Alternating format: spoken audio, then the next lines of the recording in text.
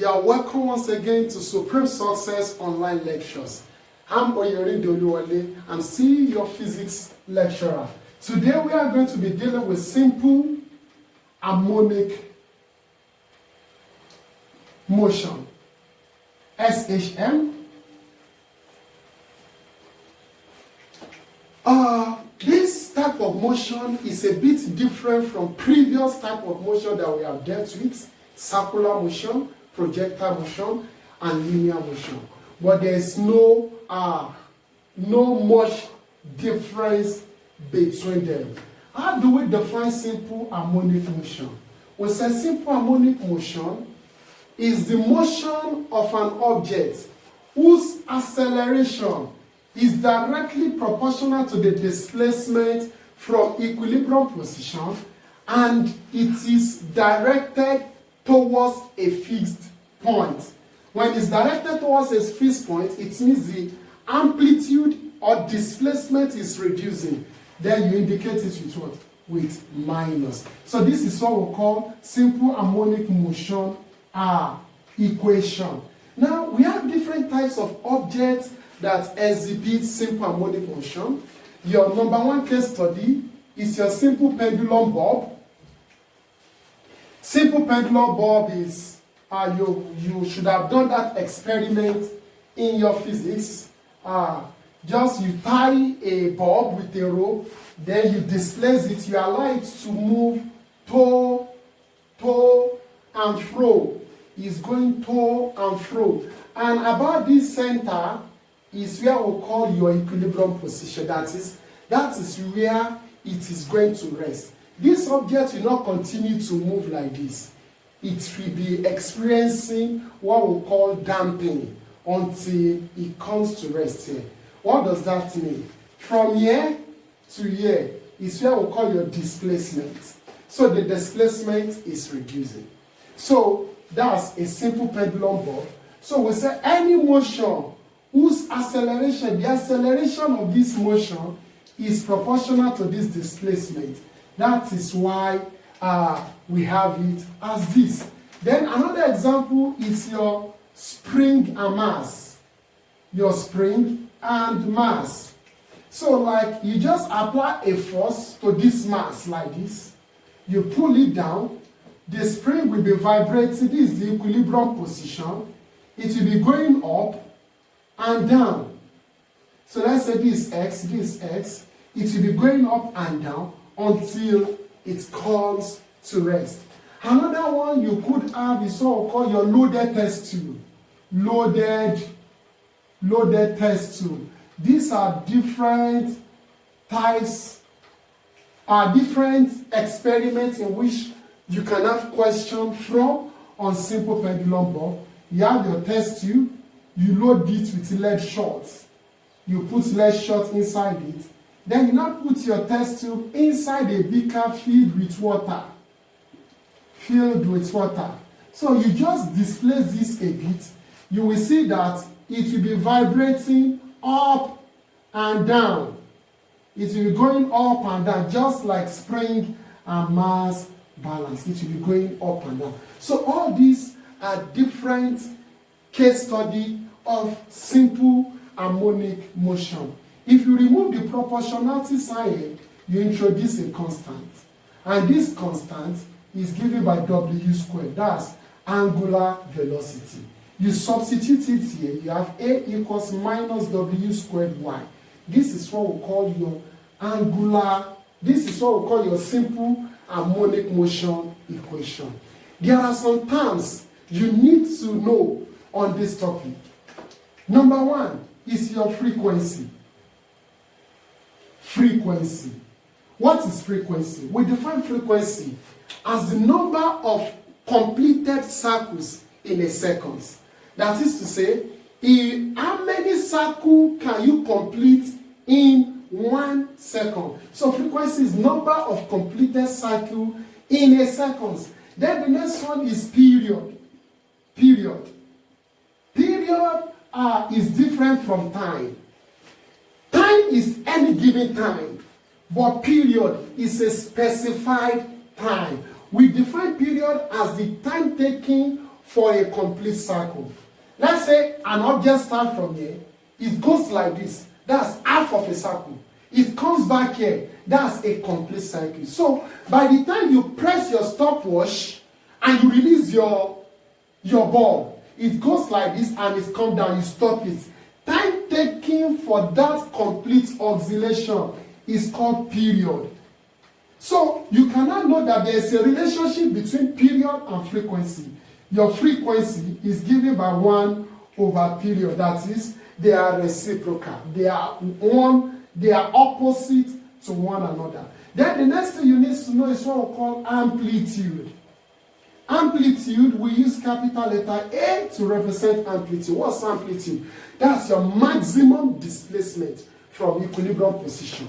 I told you if you displace your simple pendulum bulb, you allow it to be going to and fro, the displacement will be reducing. So the first one that is the maximum displacement is called amplitude.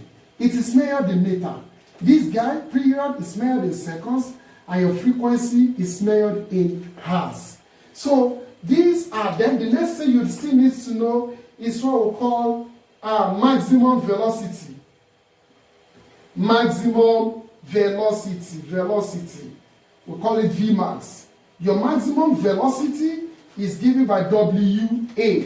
That is the product of angular velocity and amplitude. And you also have another one, we call it instantaneous velocity. Instantaneous velocity. This is what? The velocity at a given time. We use the formula to be plus or minus W square root of A square minus Y square. That is the formula for instantaneous velocity. So these are various formulas you need to understand. Yeah, you still also need to know that we have question we ask you to find period of an oscillation. There is another formula we have for you. For your spring, for your simple pendulum bulb, the period is given by 2 pi square root of L over G. For your spring and mass, the period is given by 2 pi square root of M. That is mass of the bulb over K. That is the first constant in the spring. And so once you know these formulas, you are able to solve questions on simple harmonic motion. And the next thing you need to know on simple harmonic motion is what we call the energy of an oscillating body. Energy of an oscillating body. And I'm still going to make simple pendulum bulb because that's what we are most familiar with as a case study. Energy in an oscillating system.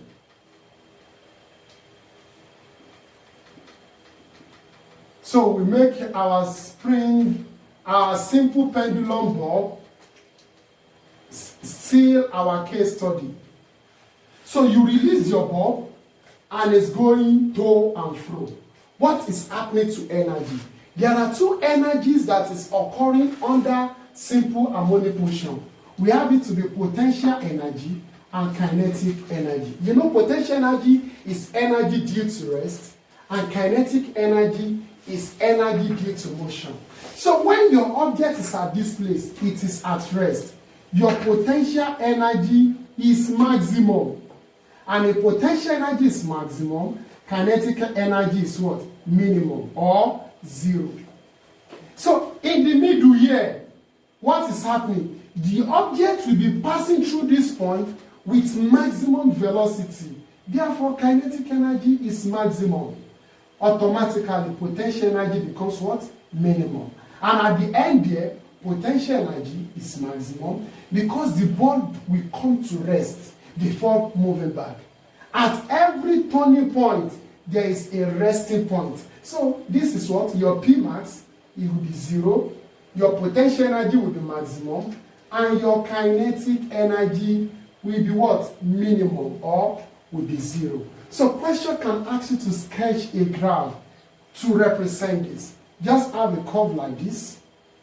This is your energy axis, and this is your what? Your distance axis. So this is all called energy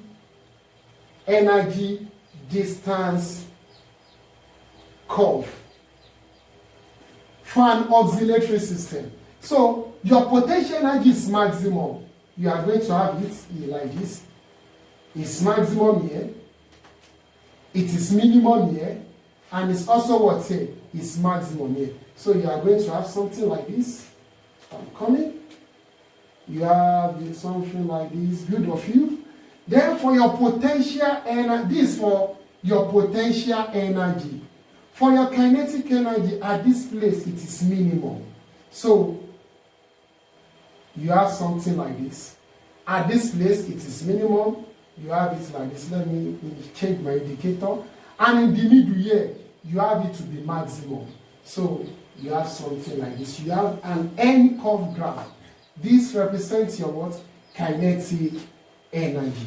So this is a graph that shows what is happening in an oscillatory system. And the next thing you need to know is that the total energy of an oscillatory system is equal to potential energy plus kinetic energy.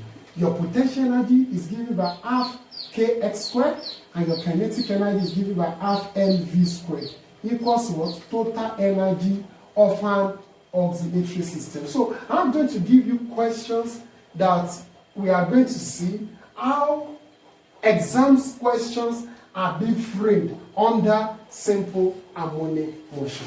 All right, so let's look into these questions. The first one, a pendulum bulb executing simple harmonic motion has 2 centimeters and 12 hours as its amplitude and frequency respectively. Don't forget, we read it, we record it, we relate it, and we result it. So one, read it. Amplitude A equals 2 cm. Frequency 12 hertz.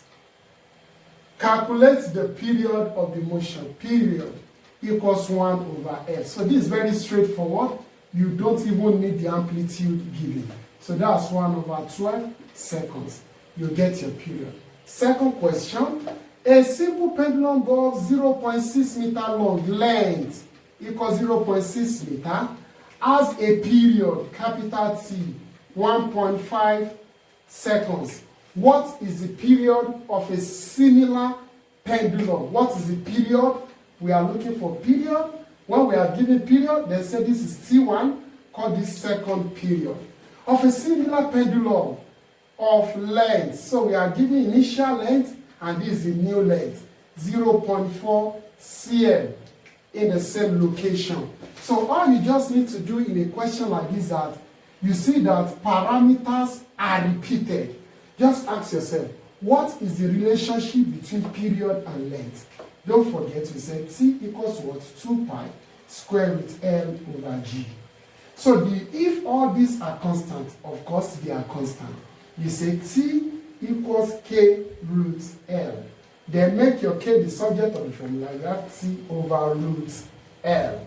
Therefore, we can say T1 root L1 equals to T2 root L2. So what's your T1? Your T1 is 1.5. Your L1 is what? 0.6. And your T2, what's your T2? Your T2 is question mark, you don't know it. And your L is 0.4. Then cross multiply.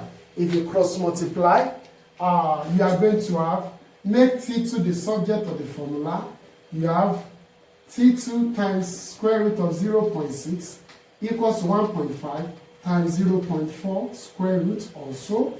So make your T2 the subject of the formula. That's 1.5 times root 0.4 over 0.6. So just use your calculator.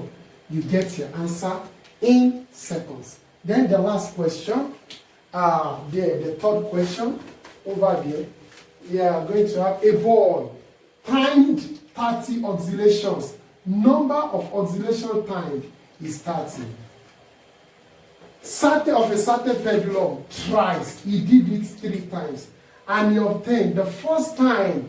What did he get for the T? Just say T1. He has what? 1 minute, 10 seconds. Convert it to seconds. 1 minute is 60 seconds. 60 plus 10, that's 70 seconds. So your T1 is 70. So then your second period is 1 minute, 12 seconds. 1 minute, 12 seconds. So 60 plus 12, that gives us 72 seconds. Then your last period, the third time he did it, he has 1 minute, 7 seconds. 1 minute, 7 seconds gives you 60 seconds plus 7 seconds. That's 67 seconds. Then the question is asking for what? Oh, this question is not a boy time and obtain this. Determine the average period. Determine the average period. So your T average is going to be T1 plus T2 plus T3 all over 3. So what's your T1? Your T1 is 70 plus T2 72 plus T3 67 over 3. So you get your answer T average in seconds. So don't forget, you can bring up more questions in the comment section. Then I'm going to give you some practice questions in the comment section. I believe you're enjoying all these lectures. Please subscribe to this channel and press the notification bell so that you can get notifications from us. See you in the next class.